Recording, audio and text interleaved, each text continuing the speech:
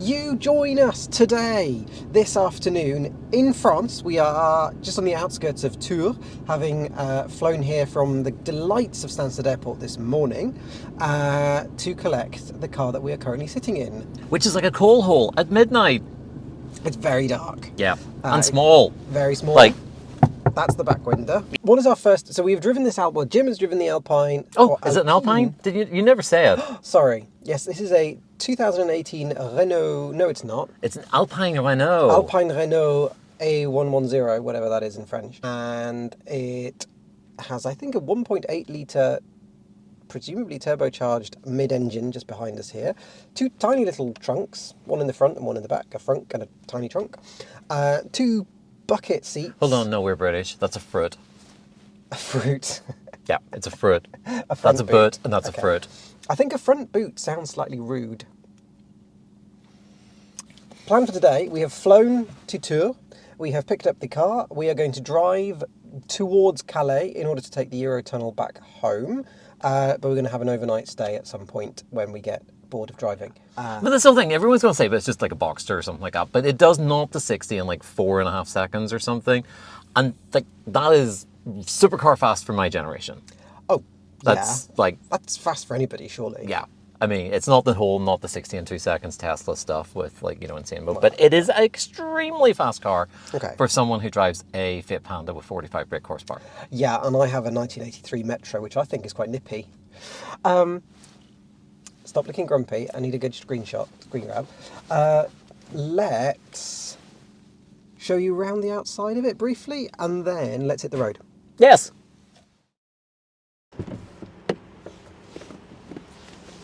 Stepping gracefully out of this motor car, you note that the window drops just a little bit in order to get the car door open. Okay, let's show you some of the quirks and features of this Alpine A110. That was more Jeremy Clarkson, but it'll do. I don't know, does it have any quirks and features? It's French and it's not on fire. That's a quirk. Okay, that's good. It has multiple headlights, which are quite fun when those light up with a ring and those light up with a ring. It's quite distinctive. It has a teeny weeny little boot in the front. I will show you that later. And another one in the back. It's really small. It's kind of hard to explain how small it is. It's quite imposing yet small. Unlike the little Honda S660 that Jim had last year. That was like cute and small. This is small and kind of butch somehow. In case you don't know what it is, it has lots of Alpine badges all over it. Do you think it might be French? I don't know. I think, is that not like Italian? Could be. Could be. British colours? Blue, British, red, white, blue? yeah. Somebody will mention it. I think it's American. Somebody will mention it in the comments, won't they? It is... Oh, we have a cooling fan is happening. It is mid-engine, so the engine is there. Under another Alpine symbol behind the rear. Oh, it's got double rear windowage. So we've got the rear window that we can touch near our heads, and then there's the actual exterior rear window. Oh, right, okay. Which I'm guessing probably somehow lifts up so you can get out the engine, but I don't know. We haven't worked that one out yet. In the back here we have a little tiny little boot, which the previous owner didn't actually know about, which I find slightly hilarious. I don't know how long he's had the car, like several months, and yeah, hadn't yet discovered this. I can't tell what this is made of. Oh, it is made of metal. Okay. It just feels plastic from the outside. Quality. Quality. So, thoughts on the Alpine A110? Well, because I'm not a sporty car driver, I mean the sporty bits are fun, but I don't like the lack of visibility. I mean, literally the rear window is probably the size of a DL envelope. Beyond that, the other thing that I'm really noticing about it, I've driven this car for about 3 minutes. Is that go on, race him, race him, race him, go on, race him, race him, go on, race him. Why is he? Look, he's putting his hazards on and everything because he wants to race you. No, why did he put his hazards on? Because he wants to race you. Well, I'm not going to be racing him, am I? I'm sitting here doing 119. We're here in an Alpine A110 and we're about to go into Le Mans. Yeah, maybe later.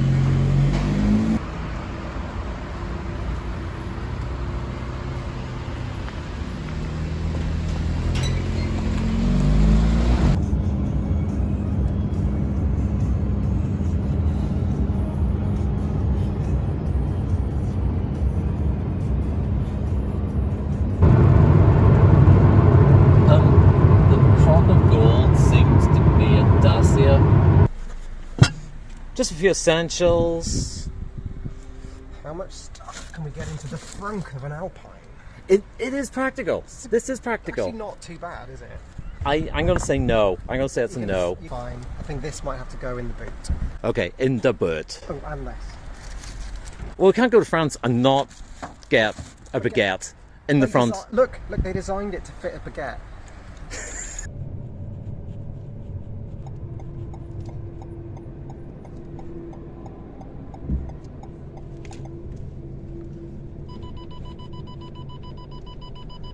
Stop beeping!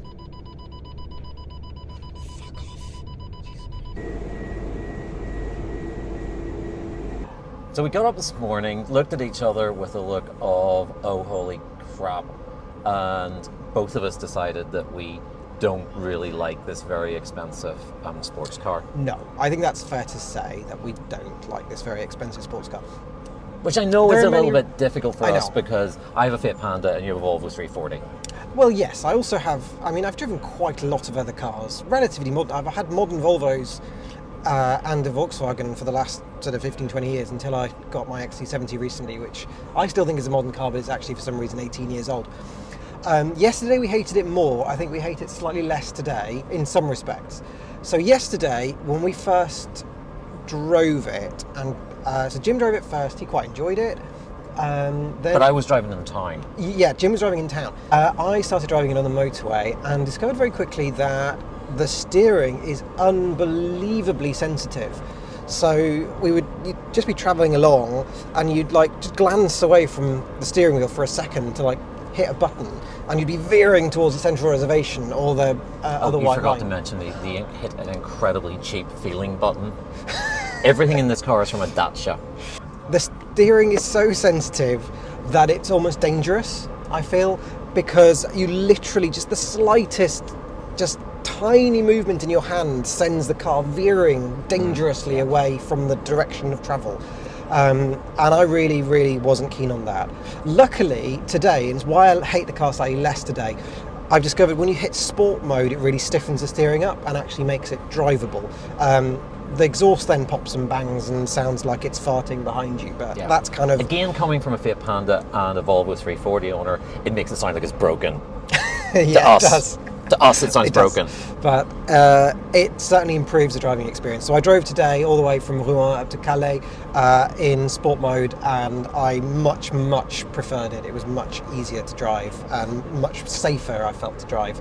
But I kind of feel I don't want to be driving it in sport mode when all I'm doing is cruising at sort of 75, 80 miles an hour on the French motorway. I don't really want to be in sport mode. It seems really weird. It kind of reminds me of the city button that you get on the cheaper Fiats. The more expensive Fiats have a sport button, which makes the controls slightly heavier, but the cheaper Fiats have city button, which makes the steering super, super light and very, very direct. Yeah. Fantastic if you're trundling around town at 18 miles an hour, which is the point where Fiat switched it off and it switches over to normal steering. Yeah. But in this, it just stays on the whole time. So can I whinge about the touchscreen now? Okay, so that's the next bit, is the touchscreen. The infotainment, it is just the pits. No, it is awful. Terrible. They shouldn't have put one in there. If it's going to be that bad, just not have one. Yeah, it doesn't need it. Sean will show you probably a couple of clips now of me trying to use it yesterday, and there's multiple taps to try and get it to go through the screens. It just was not responding, and it's done that several times. Plus, a lot of the information is completely unnecessary. You're sitting on the motorway and you can find a screen of telling you what gear that the dual clutch gearbox has decided to select next if you decide to need it.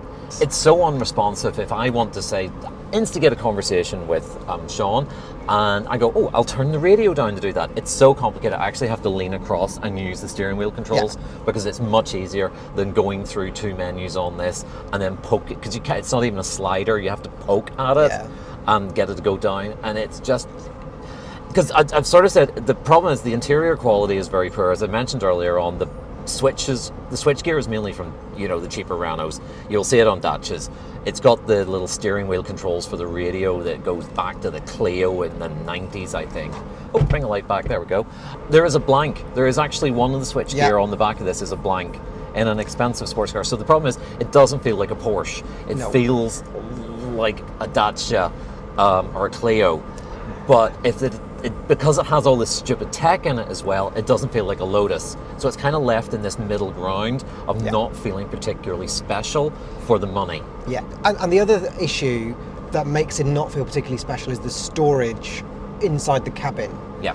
Because we travelled like we had a bag each to come over. Very small laptop size bags. Yeah. They fit in the trunk, that's fine, in the boot, that's fine. Yep. But our little oddments like sunglasses, a phone holder, microphones, that kind of thing, bottle of water, there's nowhere to put them. There's no glove box, there's no door pockets, there's like a thing underneath the gear selector that it's got a floating console. Yeah, there's a hole that you can put something in, and then there's this, I don't know whether you can see, there's this sort of satchel here, which is like a black hole. You dump something in there and you're like, I can't find anything then in there because it's so high up and behind and deep, and that's just the black hole of stuff. So there's passports, I think, in there. One cup holder. So it's cup holder. Johnny No Mate's car. Yeah. And that cup holder, by the way, is down there in the back behind your seat. Yep. Also door pockets. Like there's plenty of space for them. There's a gap between your seat and the door where it could have a door pocket where you could just stick things. And there's other cost cutting as well. For example, there is only only electric window switches down here for the front doors, so that means obviously they've cut costs because they don't have to fit window switches on both sides.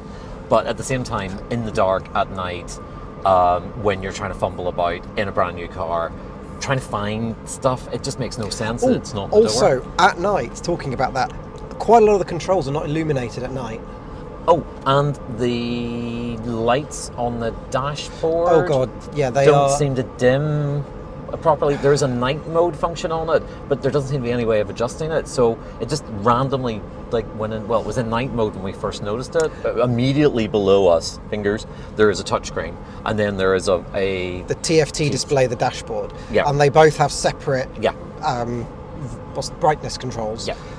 Which the two again of them is are not linked. incredible, and also when we got into the car, it was incredibly bright. So to try and adjust the brightness level on the screen would have involved, if you were driving, again ploughing into the central reservation because you'd have been going through several menus. What is wrong with a rheostat?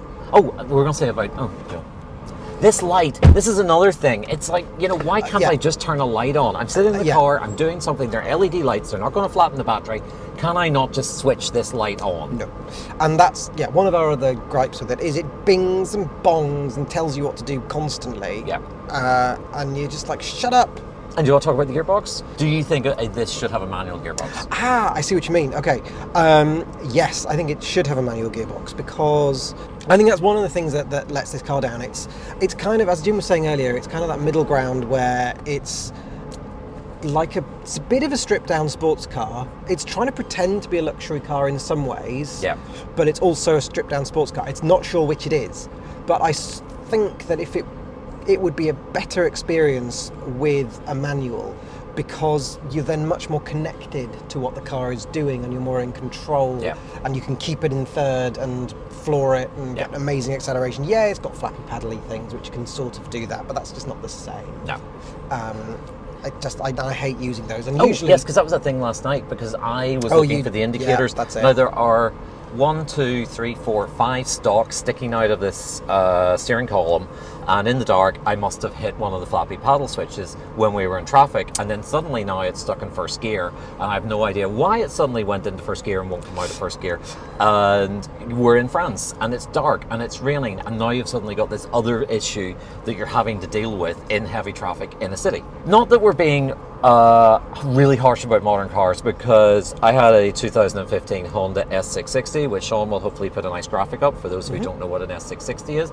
It's a small K car from Japan, and it was a very similar idea to this. You took a lot of the interior came from other Hondas. The engine came from another Honda. Yeah. It had a unique platform like this car, but everything it was bolted to, it came from another car, and it made a much better job of making you feel like you were driving something very special. Yeah. It handled better, the steering was better, it had a 6-speed manual gearbox. The performance wasn't in any way the same, but it didn't feel slow because you were in so much engaged with the driving process and not spending your time trying to work out what it was binging and bonging at you about. And how to turn like the brightness down on the display. Because Honda had engineered that car so perfectly that there were hardly any controls on it, because it was all exactly how, as a driver, you would want that car. There was nothing, a driver's focused car. Yeah, driver's focus. It knew you just had anything. It was stripped down, but not mean. Yeah, it had everything you needed to, very easily and straightforward. And this is complicated, but not luxurious. Yeah, and I mean, it's just like sitting in a that. Dacia. You go into Dacia, you spend 12 grand, you get all the same stuff. Yeah, although let's then be nice. Let's be nice by this car. Okay, right, the good stuff. Well, the one thing is it's achingly beautiful. Yeah. And it's in Abyss Blue, I believe. Is that the colour? Yeah, I believe it's Which is Abyss lovely. Blue. Someone pointed this out on Twitter yesterday. And some of the interior is lovely. There's some beautiful stitching and some body coloured plastic on the door, which looks really nice. The seats are pretty comfortable. There's Alpine badges everywhere on this car, so you're, just in case you don't know what car you're in. I know. And then the other thing that's good about this car is it's pretty fast. Yeah. Although you did notice with the gearbox around by the other plus points. Really fantastic round town. The gearbox, the ride, the handling, the very light steering. You can drive it so smoothly around It's town. so smooth. It's beautiful. Yeah, but the thing is, it's not so where compliant. it's designed to be used. No. But it is perfect. Yeah, absolutely it was fantastic. lovely. But yeah, on the, we haven't yet driven it on a B road and that kind of thing, and see what it's like as handling there. I'm slightly scared of doing that, but we'll try. But yeah, it's blisteringly fast when you put your foot down.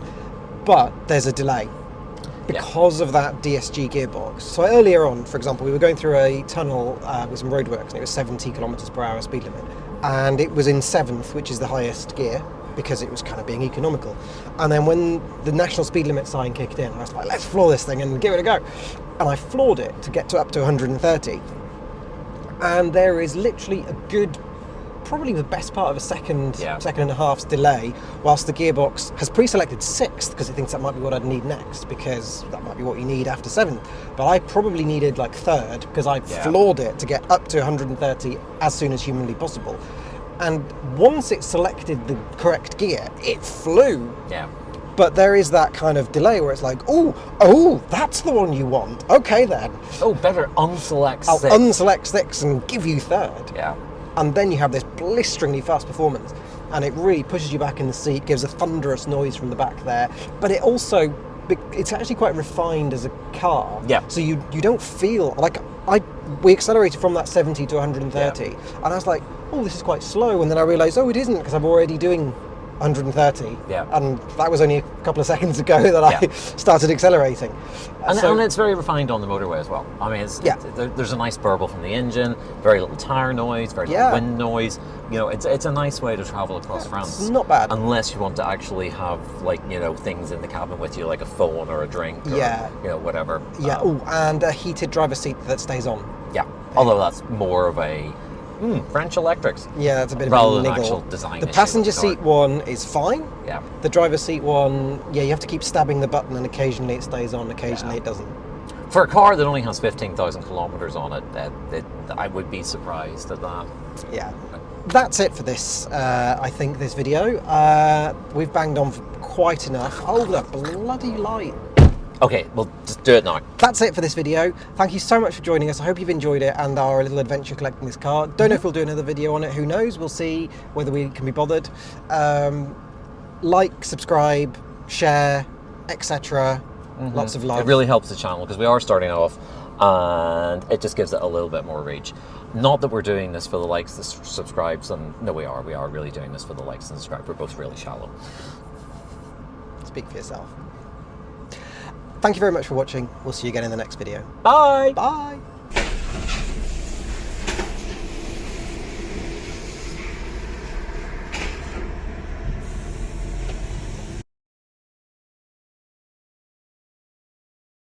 I've run out of things to say. I mean, it's a sports car. It's hardly like a 1989 Fiesta Popular, is it, where I could bang on for 20 minutes about how exciting it is.